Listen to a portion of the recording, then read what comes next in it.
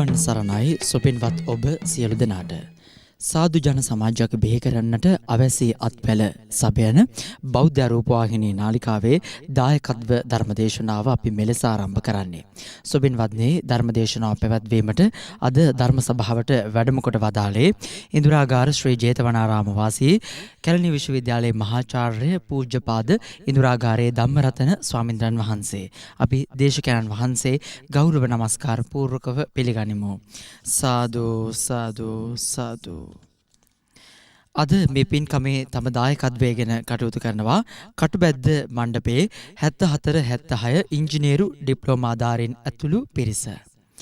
ධර්මදේශනාව ශ්‍රවණයට පෙර ආතුව අපි සියලු දෙනා තිසරණ සහිත පංචශීලය සමාදන් වීමට සාදුනාදයක් පවත්වලා තෙවරක් නමස්කාරය කියමු. අවසරයි අපේ හාමුදුරනේ. සාදු සාදු සාදු. නමෝ තස් භගවතෝ අරහතෝ සම්මා සම්බුද්දස්ස. නමෝ තස් භගවතෝ අරහතෝ සම්මා සම්බුද්දස්ස. නමෝ තස් භගවතෝ අරහතෝ සම්මා සම්බුද්දස්ස. බුද්ධං සරණං ගච්ඡාමි. බුද්ධං සරණං ගච්ඡාමි. ධම්මං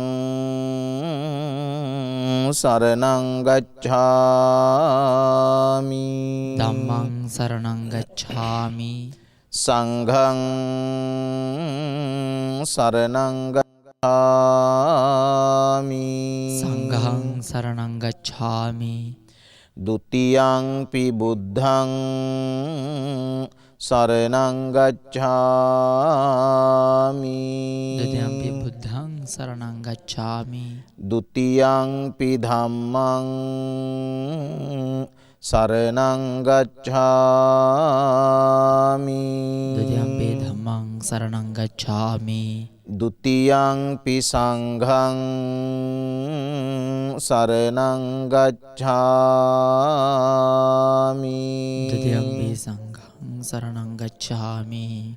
සරණාගමනං සම්පුන්නං ආමබන්තේ පානාති පාතා වේරමණී සික්ඛාපදං සමාදියාමි. පාණාති පාතා වේරමණී සික්ඛාපදං සමාදියාමි. අදින්නාදානා වේරමණී සික්ඛාපදං සමාදියාමි. අදින්නාදානා වේරමණී සික්ඛාපදං සමාදියාමි. කාමේසු මිච්ඡාචාරා වේරමණී සික්ඛාපදං සමාදියාමි.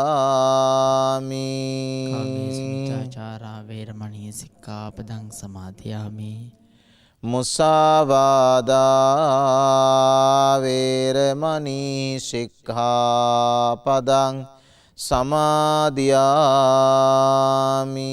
මුසාවාදා වේරමණී සික්ඛාපදං සමාදියාමි.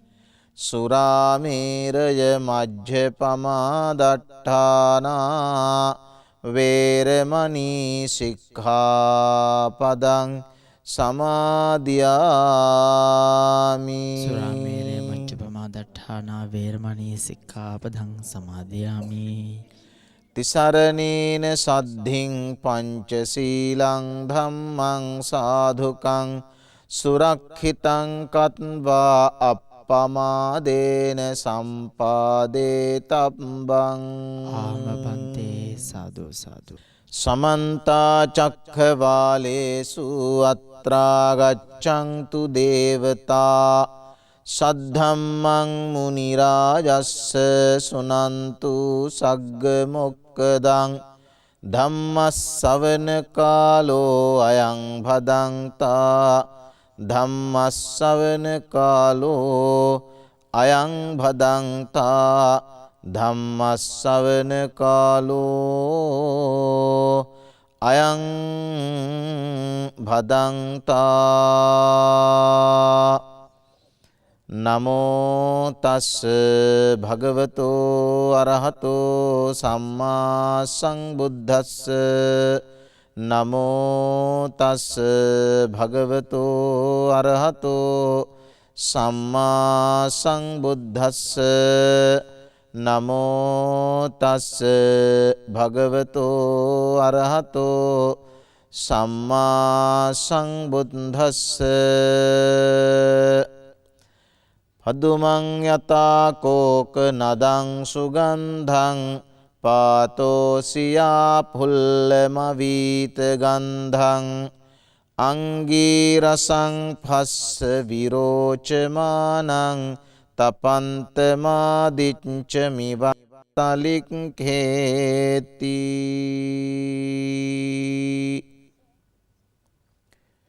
ධර්මශ්‍රවණාභිලාෂී කාරුණික පින්වත්නි, මේ පින්වත් පිරිස සූදානම් වෙන්නේ ධර්ම ශ්‍රවණය කරන්නට විශේෂ අරමුණක් ඉදිරිපත් කරගෙන. අද දවසේ ධර්ම දේශනාව සඳහා මාතෘකා පාඨය වශයෙන් ගත්තේ මින් පෙරද සාකච්ඡා කරලා තියෙන බුද්ධ වන්දනා ගාථාවක්. මේ බුද්ධ වන්දනා ගාථාව යටතේ තථාගතයන් වහන්සේ භාග්‍යවතුන් වහන්සේ පිළිබඳව කෙටි සාකච්ඡාවක් කිරීමටයි ධර්මදේශනාවේදී බලාපොරොත්තු වෙන්නේ. අද ධර්මදේශනාවෙහි දායකත්වය බාර අරන් කටයුතු කරන්නේ කටුබැද්ද මණ්ඩපයේ 1974-76 කාලයට අයත් ඉංජිනේරු ඩිප්ලෝමාධාරී පින්වත් පිරිස.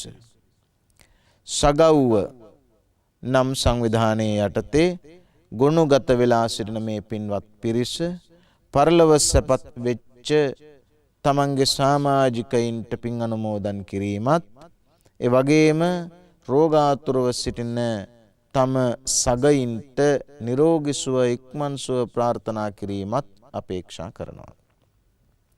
විශේෂයෙන්ම අභාව ප්‍රාප්ත අමරසිංහ, බෝවල, සුනිල් චන්ද්‍රසිරි, ෆීලික්ස්, කැලිස්ටස්, ජෝසප්, ප්‍රියංකර, ගුණපාල, නන්දනී, ඉලුක් කුඹුර, උපුල් ජිනදාස, කුමාරජිත්, නිස්සංක, නන්දසිරි, රත්නසිංහ, රාජපක්ෂ, කෝලිත, පීරිස්, පන්නල සහ පැඩි ලීලියන් යන සමාජික පිරිස සගව්ව සගයෝ සිහිපත් කිරීමට අපේක්ෂා කරනවා පින් දෙමින්. තරමක රෝගාතුරව සිටින නිහාල් උඩුවර ශාන්ති යන සගයින් දෙපළට ඉක්මන් සුව ප්‍රාර්ථනා කරනවා. කාරුණික පින්වත්නි, අපේ බුදුහාමුදුරුවෝ අපට දකින්න පුළුවන්කම තියෙන්නේ දැන් පොතෙන් පතෙන්.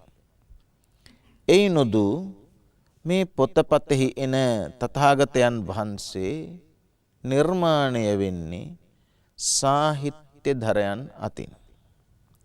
සාහිත්‍ය ධරයන්, සාහිත්‍ය කරුවන්, නිර්මාණශීලීන් විසින් මීට වසර 2600කටත් පෙර චරිතයක් පුනර්ජනනය කරනකොට, නැවත උත්පාදනය කරනකොට, එහෙමත් නැත්නම් නිර්මාණය කරනකොට පුංචි පුංචි වෙනස්කම් ඇති වෙන්න පුළුවන්. ඒක නිසාම අර මීට වසර 2600කට පෙර විසූ විශිෂ්ටතම මිනිසාගේ විශිෂ්ට භාවය සහ අද්විතීය භාවය තරමක් මැකී යන්නට හෝ අනාවරණය නොවෙන්නට පුළුවන්. ඒක නිසායි මේ මාතෘකාව සාකච්ඡා කරන්නේ, කතා කරන්නේ. අපට පේන්න වැඩ ඉන්න බුදු පිළිම වහන්සේ තමයි අපිට පේන බුදුහාමුදුරුවෝ.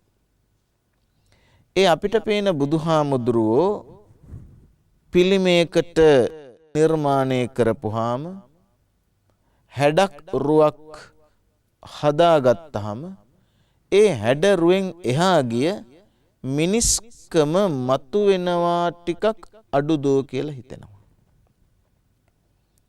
මේ පිළිම වහන්සේ ගලෙන් නෙළුවත් වෙනත් ද්‍රව්‍යයකින් නෙළුවත් අපි බොහොම ගෞරවයෙන් නමස්කාර පූර්වකව උන්වහන්සේට වන්දනා කරනවා. හැබැයි මේ වැඩ ඉන්න ඉරියව්ව බුදු පියාණන් වහන්සේගේ ප්‍රතිමා වහන්සේ නිර්මාණය වෙන්නේ ප්‍රතිමා කලාවට අනුවයි.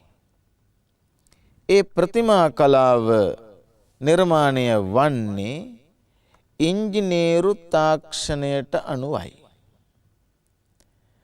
ඉපැරණි තාක්ෂණිකයෝ බර දරන ආකාරය, කිසියම් සමතල පෘෂ්ඨයක නිර්මාණයක් කරන ආකාරය, පුළුල් පරාසයක සිට කුඩා පරාසයක් දක්වා කෙලින් සිටවන ලද ත්‍රිකෝණාකාරයක් මැදට සිටිනසේ බුදු පිළිම වහන්සේගේ සමාධි ඉරියව්ව නිර්මාණය කරනවා. එහෙම කරන්නේම කිසියම් තාක්ෂණික උවමනාවකුත් එක්ක. එහෙම නැත්නම් කළුගල බර ද්‍රව්‍යය රඳා සිටුවීමට රඳවීමට හැකියාවක් නොතිබෙන්න පුළුවන්.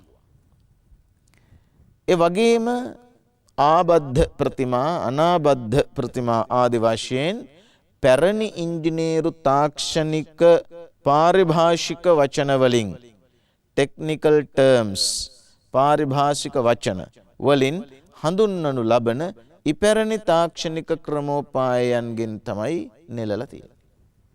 දැන් මේ නෙළුම මේ නෙලීම වරද නෙවෙයි, වැරද්දක් නෙවෙයි, නරකක් නෙවෙයි. එහෙත් ඇත්තටම ඇත්ත මිනිසා සොයා යාමට අපට පුංචි පහේ ඉඩකඩක් නැති වෙනවා. මේ බුදුහාමුදුරුවෝ මෙපමණමය කියලා හිතුවොත්. ඒක නිසා මීට වසර 2600කට පෙර බුදුහාමුදුරුවෝ හොයනකොට පිළිමෙන් අපිට දකින්න පුළුවන්කම තියෙන විදිහට සහ දකින්න බැරි විදිහට කියන දෙවිදිහටම දකින්න ඕනේ. මේ බුදු පියාණන් වහන්සේගේ පිළිම වහන්සේගේ හිසේ තියෙන කෙස් ආකෘතිය එහෙම තියෙන්න පුළුවන්ද මිනිහෙකුට? එහෙම වැවෙනවද මිනිසෙකුගේ කෙස්? වැවුනොත් එසේ තියාගත හැකිද? ඒ මේ ප්‍රතිමා කලාවෙහි එන ස්වභාවයයි. බුදුහාමුදුරුවෝ බිහි වුණේ මීට අවුරුදු 2600කටත් පෙර ඉන්දියාවේ ශාක්‍ය වංශී ගෞතම ගෝත්‍රයේ ඔක්කාක රජපරපුරේ රාජකීය කුමාරයෙක් හැටියට. මේ රාජකීය කුමාරයා ඊටාම පැහැදිලි ලෙස සැප සම්පත් විඳින්නට ප්‍රවේණිගත උරුමයක් සහිතව උපන්න කෙනෙක්. ප්‍රවේණිගත සැප සම්පත් විඳින්නට උරුමයක් තිබුණා වූත් එහෙත් ප්‍රවේණිගත උරුමය අතහැරියා වූත් කියලා කියන කාරණාව තුලම තියෙනවා දෙවන්ත කැපවීමක් එතන තියෙනවා කියලා. අදට අරන් බලන්න ඕනේ ඒ කාරණාව. ප්‍රවේණියෙන් රජකම. මේ ශ්‍රී ලංකාව වගේ 60 ගුණයකටත් වැඩි යයි සිතෙන මහා භාරතයේ කොසල් රාජ්‍යයේ තවත් එක්තරා ප්‍රාදේශීය නායකයෙකුව සිටි සුදොවුන් නම් වූ ප්‍රාදේශීය නායකයාගේ පුත්‍ර රත්නයයි බුදුහාමුදුරුවෝ. බෝසතාණන් වහන්සේ සිද්ධාර්ථ නම්. එතකොට උන්වහන්සේට තිබුණා උදේ ඉඳන් රෑ වෙනකන් සැප සම්පත් භුක්ති විඳිමින් ඇත් අස් රත පාබල මහසෙනග පිරිවරා වැඩ ඉන්න. ඇයි මිනිහෙක් එහෙම තියද්දී ඒක අතාරින්නේ? ඒක අතාරින්න හේතුවක් තියෙනවා. ඒක අතෑරලා යන්නේ කොහාටද? වනාන්තරයට. ඊටමත් පටු කල්පනාකාරයෙකුට හිතෙන්න පුළුවන් මේ අවාසනාවන්තයෙක් කියලා. ඊටාම පටු කල්පනාකාරයෙකුට. ඇයි රජ සැප අතහැර වනාන්තරගත වීම. ඒක අවාසනාවන්තයෙකුගේ ක්‍රියාවක් කියලා හිතෙන්නේ පටු කල්පනාකාරයෙකුට විතරයි. හැබැයි නිකන් මෙහෙම හිතමු. එදා මේ කැපකිරීම නොකර රජ පදවි ලැබ විසුවාම නම් අද වෙනකොට සිද්ධාර්ථ චරිතය ගැන කතා කරන්නේවත් නැහැ. සිද්ධාර්ථ කියලා රජ කෙනෙක් හිටියයි කියලා ඉතිහාසයකවත් සමහර විට රැඳෙන්නේ නැහැ. වසර 2600ක ඉතිහාසයක් ලියලා නැති නිසා. එතකොට පටු කල්පනාකාරයෙකුට කියන්න පුළුවන් ඉතිහාසගත වෙන්නයි මේ වැඩේ කරගෙන තියෙන්නේ කියලා. නෑ. බුදු පියාණන් වහන්සේගේ පියාණන් වන සුදෝන් රජුට පෙර කවුරු රජකම් කළාද කියලා සඳහන් වෙන්නේ. හොයාගන්න බෑ. සුදෝන් රජු ගැන සඳහන් වෙන්නේ පුතා නිසා. සිද්ධාර්ථ ගෞතමයන් වහන්සේගෙන් පස්සේ ශාක්‍ය වංශයට සිද්ධ වෙච්ච මහ විනාශයත් එක්කම ඉන් අනතුරු ඉතිහාසයේ ශාක්‍ය වංශය ගැන අපි දන්නේ නැහැ. එහෙනම් ඇයි ඒ කැලල විතරක් ඒ කොටස විතරක් අපිට වැදගත්? මේ ඓතිහාසික මිනිසාගේ දැවැන්ත කැපවීම. අද වෙනකොට බුද්ධ වචනය, බුද්ධ වාක්‍යය, බුද්ධ දේශනාව පොත් 50කට වැඩි. පොත් 50කට වැඩිය ඉතුරු වෙලා. ඒ එක දේශනාවක් ඊටාම කුඩා වාක්‍ය වලින් න්‍යාය හැටියට ඉතුරු කරගත්තොත් සාල ප්‍රමාණයක්. උදාහරණයක් වශයෙන් ලෝකයේ විශිෂ්ට විද්වතුන් යයි සලකන, චින්තකයින් යයි සලකන, ඒ වගේම දාර්ශනිකයින් යයි සලකන, විද්‍යාඥයින් යයි සලකන අය හොයාගෙන තියෙන්නේ මොකක් හරි එක නියාමයක්, එක න්‍යායයක්, එක ගණිත ප්‍රමේයයක්, මොකක් හරි එක ප්‍රමේයයක්, එක සූත්‍රයක්. අපි කියනවා මේ ගණිත ප්‍රමේය අසවලාගේ සූත්‍රය, පයිතගොරස් ප්‍රමේයය, නිව්ටෝනියානු තර්කය, පළවෙනි තර්කය, දෙවෙනි තර්කය, තුන්වෙනි තර්කය ආදී වශයෙන්. ඒවා න්‍යාම ධර්ම හැටියට නිව්ටෝනියානු තර්ක. එහෙම කියාපුවාම නිව්ටන් තුමා දාර්ශනිකයෙක්, විද්‍යාඥයෙක්, චින්තකයෙක්. ලෝකය විස්තර කරන, ලෝකය විග්‍රහ කරන ඔය ගෞතම ගෝත්‍රීය සිද්ධාර්ථ නම් වූ දැවැන්තතම විද්‍යාඥයා ලෝකයේ දිහා බලලා වචන තුනේ වාක්‍ය කොච්චර කියලා තියෙනවද බලන්න. අනිච්චා වත සංඛාරා. වචන තුනයි වාක්‍ය එකයි. පේමතෝ ජායති සෝකෝ. වචන තුනයි වාක්‍ය එකයි. අචිරං වතයන් කායෝ. වචන තුනයි වාක්‍ය එකයි. පරපටිබද්දා මේ ජීවිකා. වචන තුනයි වාක්‍ය එකයි. සන්තුට්ඨේ පරමං ධනං. වචන තුනයි වාක්‍ය එකයි. විස්සාසා පරමා ඥාති. වචන තුනයි වාක්‍ය එකයි. සබ්බං පහාය ගමනීයං. වචන තුනයි වාක්‍ය එකයි. මේ චූටි වාක්‍යයක් නියාමයක්, තියරි එකක්. මේ තියරි එකකින් එකම එක තියරි එකක් වත් තර්කානුකූලව බිඳ හෙලන්න පුළුවන් නම් හරි හොඳයි. දැන් බලන්නකෝ. අනිච්චා වත සංඛාරා. මේ වාක්‍යයට හරි බයයි අපි. කවුරුත් සූදානම් නැහැ මේ වාක්‍යය ගෙදරක නමක් හැටියට දාන්න. ලස්සන ගේ හදලා අනිච්චාවත සංඛාරා කියලා නම දාන්න ලෑස්ති නෑ. ඒක හරි බයයි. දරුවෝ 3 දෙනාට නම් හැටියට එක්කෙනෙකුට අනිච්චා කියලා දුවට දාලා, සංඛාරා කියලා චූටි දුවට දාලා, වත කියලා පුතාට නම දාන්න ලෑස්ති නෑ. හරි භයානකයි මේ වාක්‍යය. අපිට හිතෙන්නේ අනිච්ඡාවත සංඛාරා තියෙන්නේ සුදු පාට රෙද්දක කළු පාට අකුරකින්. නැත්තම් කළු පාට රෙද්දක සුදු පාට අකුරකින් මුද්‍රණය කරලා හරි ඇඳලා හරි ප්‍රදර්ශනය කරන්න මල ගෙදරකදී. කවදාක්වත් විවාහ වෙන අවස්ථාවකදී යුවතිපති යුවල දෑංගිලි බැඳෙන මොහොතක පැන්වක් කරන්නේ හා සූත්‍රයෙන් නූලෙන් දෑංගිලි බඳින්නේ නෑ අනිච්ඡාවත සංඛාරා කියන වාක්‍යයේ ගාථාව කියලා. ඇයි? ඒ තරම්ම අවාසනාවන්ත වාක්‍යයක්, භයංකාර වාක්‍යයක් වාගේ දැනෙන්නේ.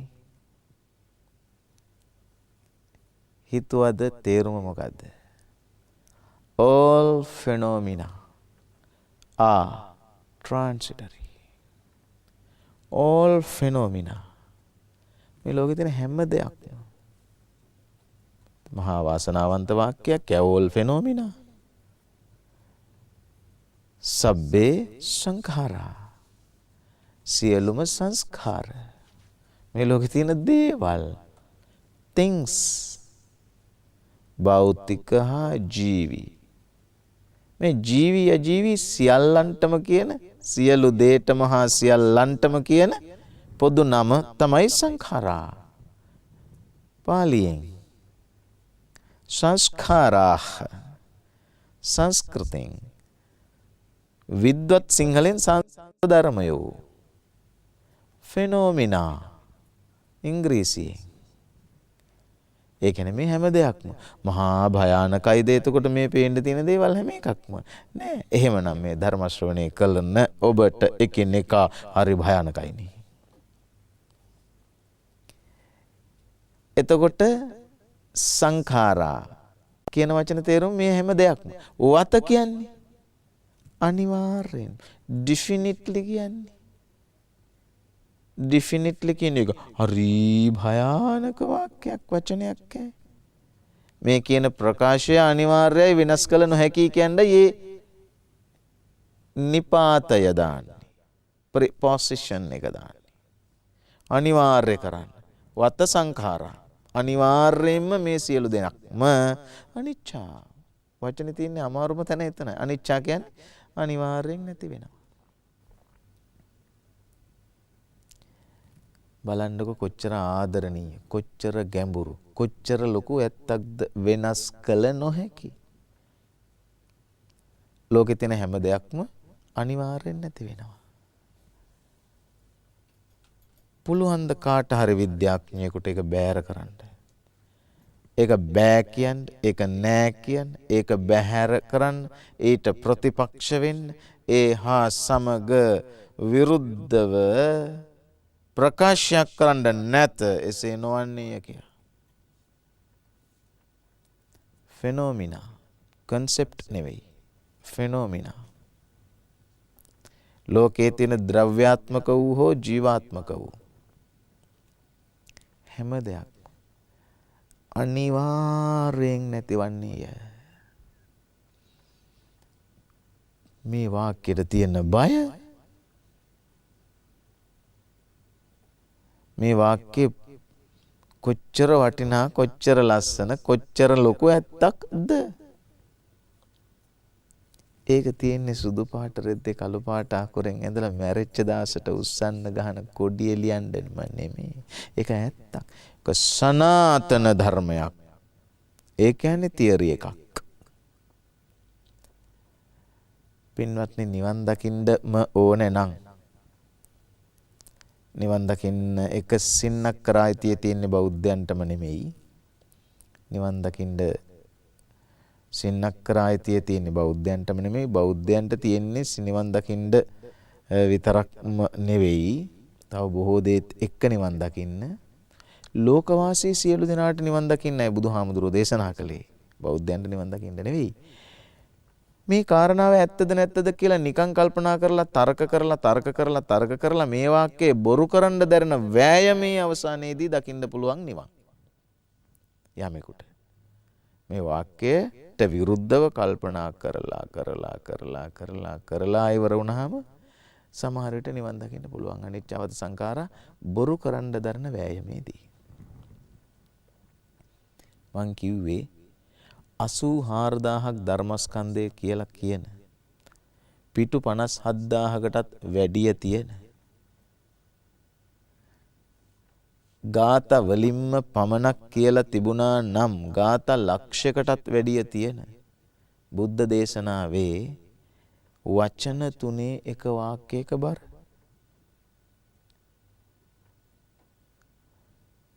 ඒක නිසා බය වෙන්න වාක්‍ය නෑ. මේ බුදුහාමුදුරුවෝ කොච්චර විශිෂ්ට ගණයේ මිනිසෙක්ද මේ බඳු ප්‍රකාශ තැබූ ඉන් පසුව සිටියය ලියා තැබූ තර්කන ක්‍රම හා මේ න්‍යාය ධර්ම දේශනා කිරීම නිසා මහා දැවැන්ත විද්‍යාඥයින් බවට පත්වන්නා වූ බොහෝ දෙනා කර ඇත්තේ එක තර්කයක් නිර්මාණය කිරීමයි. මේක ජීවිතය පිළිබඳ තර්කයක් නෙවෙයිද? ක්‍රියාවක් වේ නම් ඊට නිසි ප්‍රතික්‍රියාවක් ඇතයි කීම ස්වභාව ධර්මතාව විග්‍රහ කරන එක වාක්‍යයක්. ක්‍රියාවක් ඇතනම් ඊට නිසි ප්‍රතික්‍රියාවක් ඇත.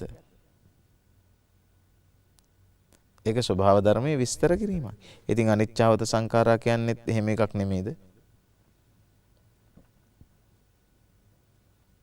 විස්සාසා පරමාඥාති බලන්නකො තව වාක්‍යයක්. පරමාඥාති හොඳම නෑදෑකම. The best relationship. හොඳම නෑදෑකම. හොඳම නෑදෑකම කියලා ගත්තාම තව නෑදෑකම් තියෙනවා. ඒව ගැන කල්පනා කරලා බුදු පියාණන් වහන්සේ එක වාක්‍යයක් ප්‍රකාශයට පත් කරනවා. වචන 3යි. අපි ගාව නෑදෑයෝ වර්ග දෙකක් ඉන්නවනේ. එකක් ලේ නෑයෝ. අනිත් එක නීති නෑයෝ. ලේ නෑයෝයි නීති නෑයෝයි. ලේ වලින් තමයි නෑදෑකම් ඇති වෙන්නේ අම්මට තාත්තට. සහෝදරයෝ ලේ නෑයෝ. ලේ නෑයෝ සහ ලේ නෑයෝ කියලා අපි කියන්නේ. ඒ ලේ නෑදෑයෝ. අනිත් අය නීති නෑයෝ. ලේ වලින් පුතා. නීතියෙන් පුතා නීති පුතා. ඒ කියන්නේ son හැබැයි in law. son තමයි in law තමයි. brother තමයි in law තමයි. father තමයි හැබැයි ලේ වලින් නෙවෙයි in law. නීතියෙන් තාත්තා නීතියෙන් අම්මා. එහෙම වර්ග දෙකයි. විශ්වාස කරන්න මේ 2014 වෙනකොට අපි දන්නවා මේ නෑදෑයෝ වර්ග දෙකම කොච්චරට ඇත්තටම නෑදෑයෝද කියලා. මම ඒ ගැන ලොකු විවේචනයක් කරන්න සූදානම් නෑ. කොයි තරම් අපට හිතවත්ද, කොයි තරම් ලෙන්ගතුද, කොයි තරම් අපට දුකට සැපට ආපරාධ කියන්න ඕනේ ළඟටම වෙලා ඉන්නවය කියලා මේ සහලේ නෑ සහ නීති නෑ කියන වර්ග දෙක ගැනම අපි තරමක් දුරට නොදන්නවාම නෙවෙයි. හැබැයි බුදු පියාණන් වහන්සේ හොඳම නෑය එකම නෑය නෙමෙයි. හොඳම නෑය. The best relationship නෙමෙයි කියන්නේ. හොඳම නෑද පරමඥාතිවරයා විශ්වාසය. හිතවත්කමයි. සමාජය හා ගලප්පන්නකෝ බොරු කරන්න පුළුවන් නම් මේ වාක්‍යය. දැක්කද සමාජ න්‍යායක් ඉදිරිපත් කරපු විද්‍යාඥයෙකුගේ ස්වභාවය. ප්‍රේමතෝ ජායති සෝකෝ වචන 3 වාක්‍යයක්. අදින් පස්සේ මේ වාක්‍ය හොයලා තථාගත න්‍යායයන් theories of the Lord Buddha බුදු පියාණන් වහන්සේගේ න්‍යායයන් එකතු කරන්න. සුනාමි 60000ක් පමණ මලා දුක හිතුණද අපට? දුක හිතුණ නම් හිතුනේ නෑදෑයෙක් නැතිවීම ගැනද 60000ක් නැතිවීම ගැනද? කම්පනයක් ඇති වූ බව ඇත්ත. දුක හිතුණ නම් හිතුනේ තමන්ගේකම නිසා. එතකොට තමන්ගේම නෑදෑයෙක් ම කියා කියමු. ඉන්නකම්ම නඩුම කී මිය ගියාය කියලා කියමු.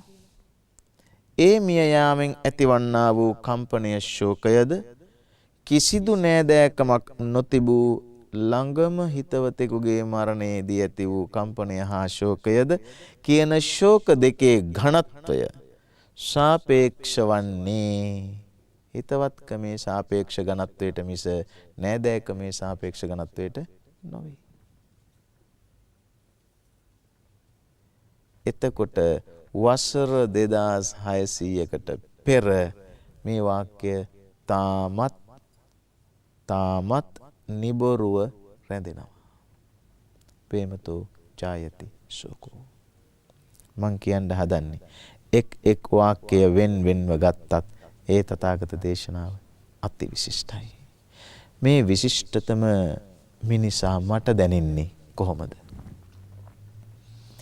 කාරුණික පින්වත්නි, රජ ගෙදර සැප විඳින්න උරුමය තිබිච්ච මේ විශිෂ්ට මිනිසා ඒකම අතහැරියේ ලෝකයේ මේ කියාපු ඇත්ත හොයාගෙන යන්න රජ පදවි විඳ සිටීම බාධාවක් නිසා පමණයි.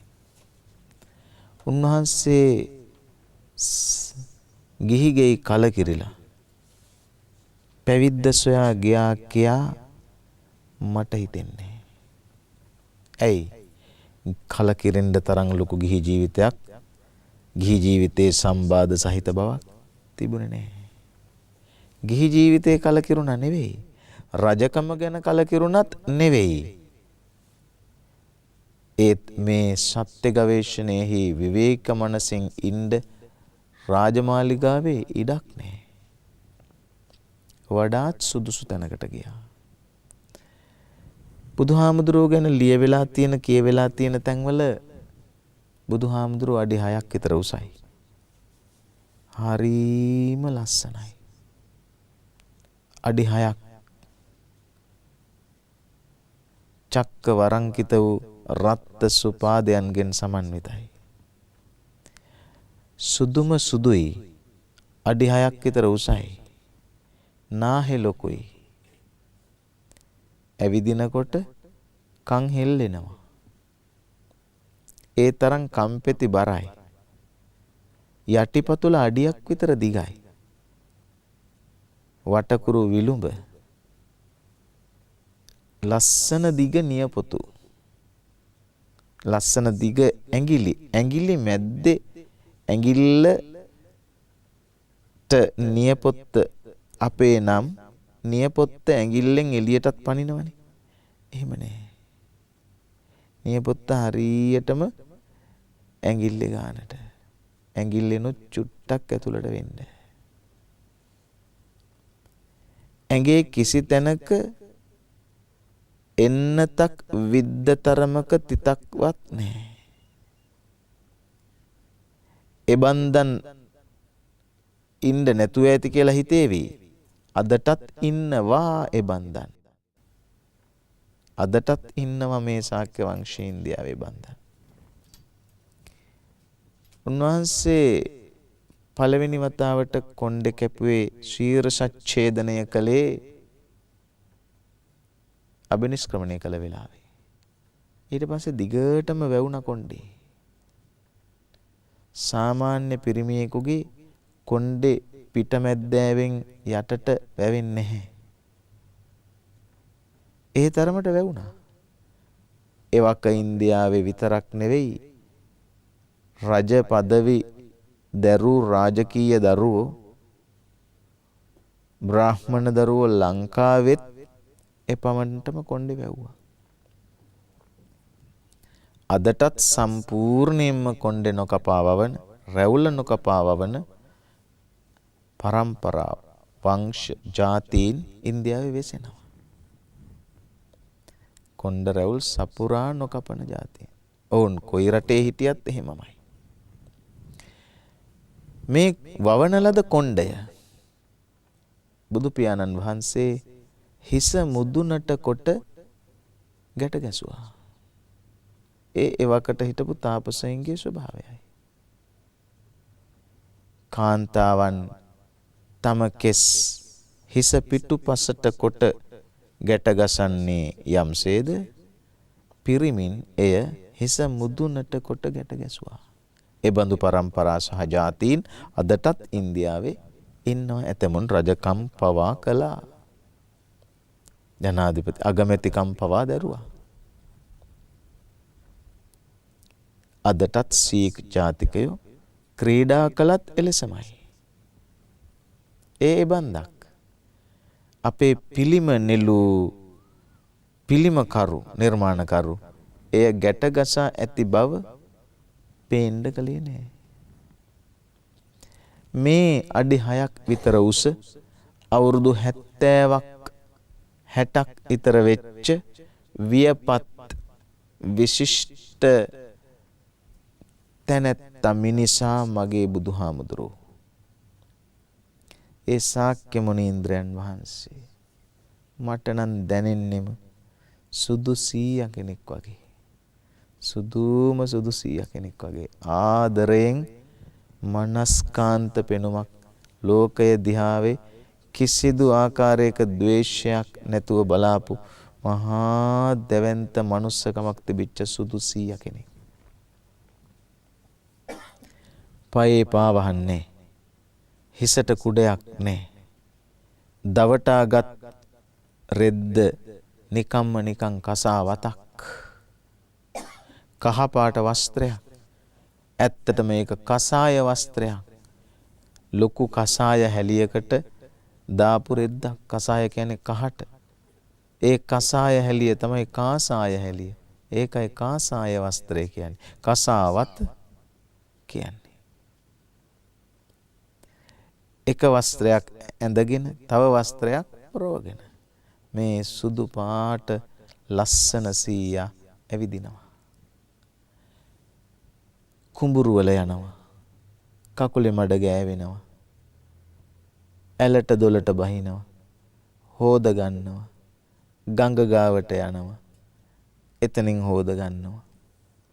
මැටි ටිකක් හම්බ වෙච්චහම ඒ මැටි ටිකෙන් රවුමට ලස්සනට පාත්‍රයක් භාජනයක් තමන්ම හදා ගන්නවා. ගිනි ගොඩක් ගහලා ඒ පාත්‍රේ පුච්ච ගන්නවා. ඒක භාජනයේ හැටියට පාවිච්චි කරනවා. බලන්නකෝ. අපට අදට හිතන්න වෙලාව නැත්තේ ඇයි? ජීවිතේ ජීවත් කරවන්න ඕන හින්දානේ. අපට හිතන්න වෙලාවක් නැහැ. හිතන්න වෙලාව නැත්තේ ඇයි?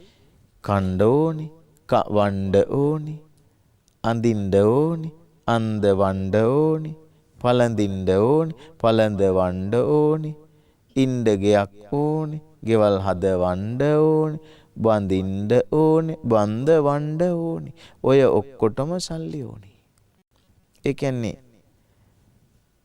ඇඳුමක්වත් නැතුව ඉපදිච්ච අපි මහා ගොඩක් දේවල් අරගෙන අයිතිත් කරගෙන ඔප්පු තිරප්පු උරුමක්කාර නිලමක්කාර පොල්මක්කාරකම් සහිතව ඉඳලා ඇඟ මැරෙන්න දරන ටික කාලය තුලදී ඒ ඇඟ නඩත්තු කිරීම සහ ඇඟෙන් උපන් ඇඟවල් නඩත්තු කරවීම උදෙසා මහා දැවැන්ත කාලයක් අපිට ගත කරන්න වෙලා තියෙනවා. පොතක් පතක් කියවන්නවත් බණක් දහමක් අහන්නවත් අපිට වෙලාවක් නැහැ. බුදු පියාණන් වහන්සේ කාලය ඉතුරු කරගත්තේ කොහොමද? ආහාර සඳහා කාලයක් නැහැ. අපි ඔක්කොටම බුදු වෙන්න බෑ. ඒක නිසා අපි ඔක්කොටම මෙහෙම ජීවත් වෙන්න බැරි වේවි. හැබැයි ආහාර සඳහා කාලයක් නැහැ. එදා තිබිච්ච බුදු පියාණන් වහන්සේගේ ක්‍රමයයි අද තියෙන ක්‍රමයයි අතර ක්‍රමය ගැන විතරක් කතා කරමු. ක්‍රමය ගැන විතරක්. බලන්න පාත්‍රේ මැටි. ඒ කියන්නේ නැති වුණොත් කමක් නැහැ. අලුතෙන් එකක් හදාගත්ත හැකි. වියදම නැහැ. එක්ස්පෙන්සස් නැහැ. දැක්කද? එතකොට කොච්චර දේවල් නැති වෙනවද බලන්න එක්ස්පෙන්සස් නැති විච්චාම. එතකොට ජීවිතේ කොච්චර ඉතුරු වෙනවද කියලා බලන්න. ඒ පාත්‍රය මොකටද? ඔන්න බලන්න. 1 දානය වැළඳීම සඳහා ආහාර ගැනීම සඳහා 2 වතුර බීම සඳහා 3 නෑම සඳහා 4 ඇඟපත හෝදා ගැනීම සඳහා 5 රෙදි හෝදා ගැනීම සඳහා 6 වතුර උණු කර ගැනීම සඳහා අඩුම ගානේ 6ක් කෑම බීම නෑම සේදීම ඇඳුම් සේදීම වතුර උණු කර ගැනීම වගේ දේවල් වල. ඒකනේ රවුමට හදලා තියෙන්නේ පාත්තරේ. ඒක ප්ලේට් එකක් තැටියක් නොවන්නේ ඒක නිසානේ. එහෙම වුණා නම් වළඳන්න විතරනේ මං කියන්නේ කණ්ඩ විතරනේ. බොණ්ඩවත් බෑනේ. දැන් මේක න්‍යායයක් හැටියට ගත්තොත් විවිධ අරමුණු සඳහා එක් භාණ්ඩයක්. ඒක මෙහෙම කිව්වොත් වැඩියෙන් හොඳයි. මොකද්ද? එතකොට වැඩියෙන් හොඳට තේරෙයි. මල්ටි පර්පස් සිංගල් අයිටම් එකක්. අද බලමු කුස්සියට ගිහිල්ලා. කන්න බොන්න කියලා කියන දෙකට විතරක්. බොණ්ඩ කියලා කියමුකෝ. තේ බොණ්ඩ වෙනම එකක්. ඒක තියන්න පීරිසිය තව එකක්. ඒක තියන්න ට්‍රේ එක තව එකක්.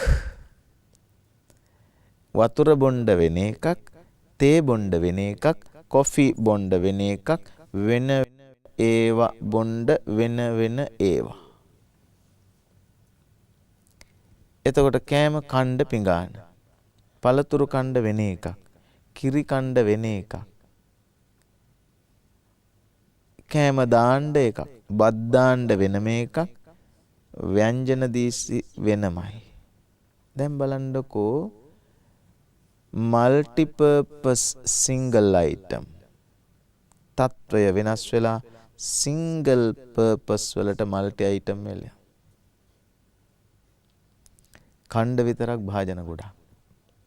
මම කියන්නේ මේ ක්‍රිස්තු පූර්ව 6 බුදුහාමුදුරුවන්ගේ විදිහට අද අපට කුස්සිය හදාගන්න බැරි වෙන්නේ. එහෙම බෑ. එහෙම බැරි වෙන්නේ සමාජ සම්මත ක්‍රියාකාරකම් එක්ක ගලප්පන නිසා මිසක් ජීවිතේට බැරි නිසා නෙවෙයි.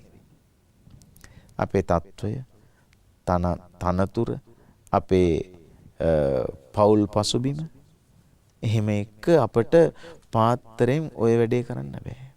දැන් එතකොට එදා ඇඟයි මෙදා ඇඟයි එකයි ඒත් සමාජබද්ධ ක්‍රියාකාරකම් එක දෙකයි.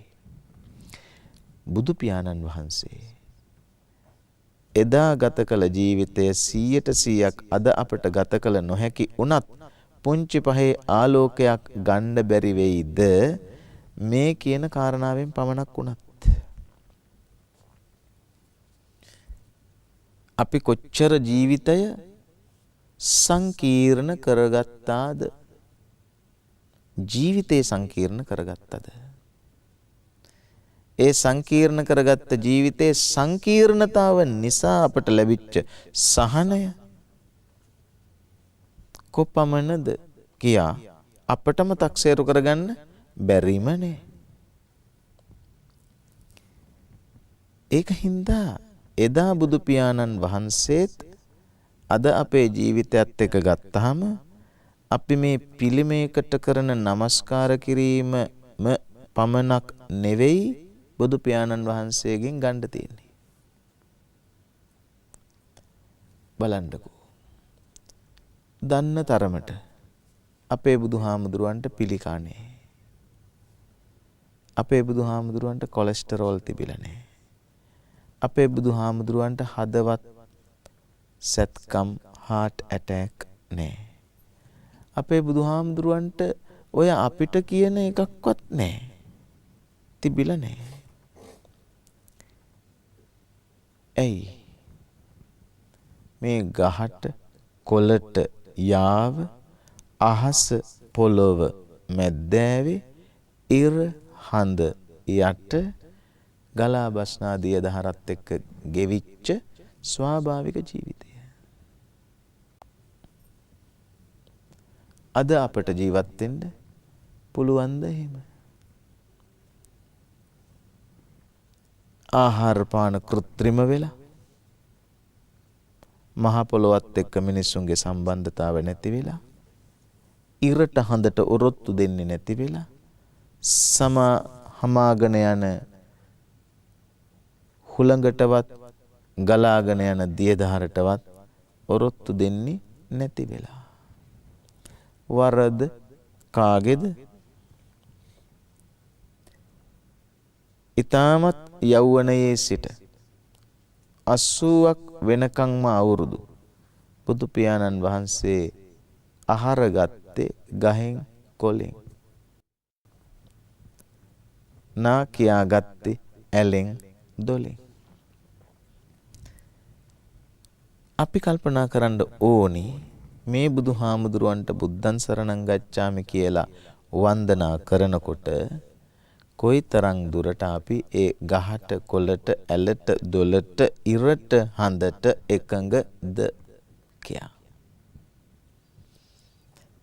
ඒකයි මං කිව්වේ බුදුහාමුදුරුවෝ ගැන කතා කරන්න ඕනේ උන්වහන්සේගේ චරිත කතාව සිද්ධි අධ්‍යයනය සිද්ධි වශයෙන් නෙවෙයි.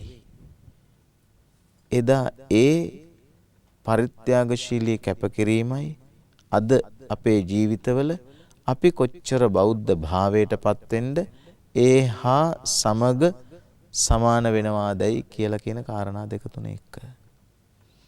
ඒක හින්දා මම ඊටාම කෙටියෙන් සඳහන් කළා බුදුහාමුදුරන්ගේ වාක්‍ය. ඔබට පුළුවන්කම තියෙයි මේ එකින් එක වාක්‍යයක් අරගෙන ඇත්තද කියලා හොයලා බලන්න. මේ කියාපුවා ඇත්තද කියලා. සබ්බං පහාය ගමනීයං.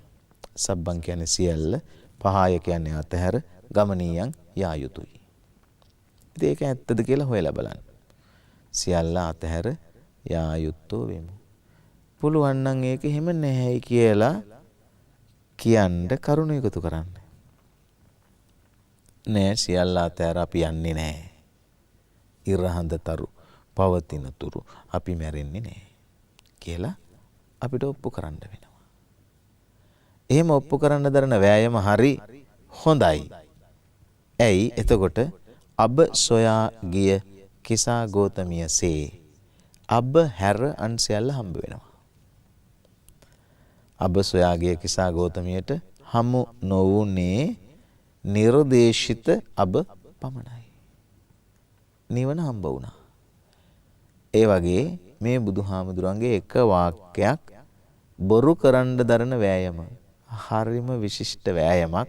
මක් නිසාද? එය වඩා තහවුරු වෙන නිසා. ඊට පස්සේ තමයි බුදුහාමුදුරන්ගේ ගමන බිමන, උන්වහන්සේගේ කැපවීම, උන්වහන්සේගේ අති විශිෂ්ට චර්යා චේෂ්ඨාවන් අධ්‍යයනය කළ යුතු වන්නේ. ඒක නිසා මේ ධර්මදේශනාව අහගෙන ඉන්න සියලු දෙනාටම අවුරුදු 2600කට පස්සේ පුනරාවලෝකනය කරලා අධ්‍යයනය කරන්න වටිනවා අපේ බුදුහාමුදුරුවෝ කියන්නේ කොහොම කෙනෙක්ද කියලා. අර මං පෙරදීමකේ පටු කල්පනාකාරයෙකුට හැර పూర్ව නිශ්චිතව නිගමනයකට බැහැලා වැරදි කියන තැන ඉඳලම කතා කරනවට වඩා චුට්ටක් හොයලා බලන එක ඊ타ත්ම වටිනවා බුදුහාමුදුරන්ගේ චරිතය. ඒ වගේම සිද්ධි, ඒ වගේම දේශනා. ඒක නිසා විශේෂයෙන්ම විශ්‍රාම ලබා ඉසිඹුලන කාලවකවානුවේදී ද දරුවන්ගේ දරුවන් වෙනුවෙන් පමණක්ම දිවි ගෙවන බොහෝ දෙනාට හොඳ අවස්ථාවක් තියෙනවා ආපෞසරයක් බුදුහාමුදුරු ගැන හොයලා බලන්න. මක් නිසාද යත් හදා වඩා දරුවන් දිවියේ බොහෝ යුතුයකම් ඉටු කොට අවසන අඩුම ගානේ ඒ ටිකවත් තමයි ගෙවම් කරන්නට හැකිනම් මුණුබුරන් මිනිබිරියන්ට ආදරය පුදා. ඒක හොඳ කාලවකවානුවක් බුදුහාමුදුරුවෝ ගැන දකින්න හොයන්න. හැම දිනාටම බුදුන් දකින්නට හැකි වේවායි සාදු කියලා ප්‍රාර්ථනා කරන්න. කාරුණික පින්වත්නි, සගව්ව සමාජිකයෝ, ඒ කියන්නේ කටුබැද්ද මණ්ඩපේ 1974-76 ඉංජිනේරු ඩිප්ලෝමාධාරීන් විසින් අද දවසේ ධර්මානුශාසනාවෙහි දායකත්වය බාර අරන් කටයුතු කරන්නේ තමන් සමග සිටි අමරසිංහ, බෝවල, සුනිල් චන්ද්‍රසිරි, ෆීලික්ස්, කැලිස්ටස්, ජෝසප්, ප්‍රියංකර, ගුණපාල, නන්දනී, ඉලුක්කුඹුර, උපුල්ජිනදාස, කුමාරජිත්, නිස්සංක, නන්දසිරි, රත්නසිංහ, රාජපක්ෂ, කෝලිත, පීරිස්, පන්නල, පැඩිලීලියන් යන සගව්ව සගයෝ සිහිපත් කරනවා.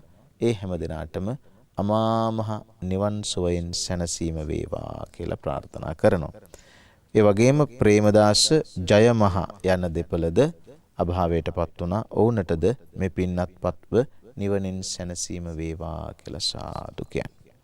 ඒ වගේම තරමක් අසනීපයෙන් සිටින නිහාල් උඩුවර, ශාන්ති යන අයට මේ පින්පෙත් අනුමෝදන් වෙලා නිරෝගී සම්පත ශාන්තිය වේවා කියලා ප්‍රාර්ථනා කරනවා. ඉහත නම් සඳහන් කළා වූත් නොකළා වූත් මේ සගව්ව සමාජිකයින්ටත් ධර්ම ශ්‍රවණය කළ පින්නතුන්ගේ නමින් හැම දිනා නමින් අභාවයටපත් හැමටත් මේ පින් වේවා, නිවන් සුව වේවායි සාදු කියන්නේ. සුජීවත්ව සිටින්නා වූ මේ පින්නතුන්ටත් මේ පින්වතුන්ගේ ලැබෙන්දියන් සැමටත් නිරෝගී සම්පත, චිරජීවනයේ ශාන්තිය, වාසනාව වේවා කියලා සාදු කියන්නේ. හැම දිනාටම තුනුරුවන් සරණ වේවා. ආකාසට්ඨා ච බුම්මට්ඨා දේවානාගා මහිද්దికා පුඤ්ඤන්තං අනුමෝදිත්වා චිරං රක්ඛන්තු ලෝක සාසනං. ආකාසට්ඨා ච බුම්මට්ඨා දේවානාගා මහිද්దికා පුඤ්ඤන්තං අනුමෝදිත්වා චිරං රක්ඛන්තු දේශනං. ආකාසට්ඨා ච බුම්මට්ඨා දේවානාගා මහිද්దికා පුඤ්ඤන්තං අනුමෝදිත්වා චිරං රක්ඛන්තු මං පරන්ති. සාදු සාදු සාදු.